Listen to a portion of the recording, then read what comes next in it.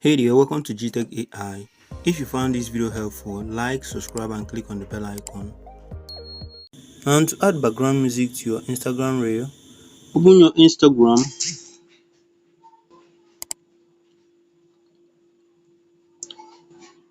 Now click on this add icon to upload a reel. Now select the reel you want to upload. Now click on it. Now click on this music icon here. Here are the musics. You can select anyone just by clicking on it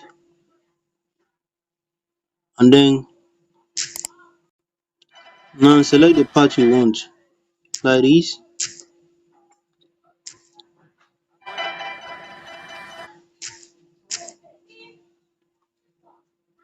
Now click on done.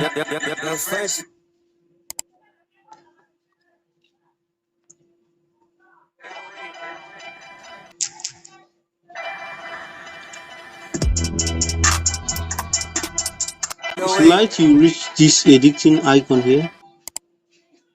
Now click on got. Now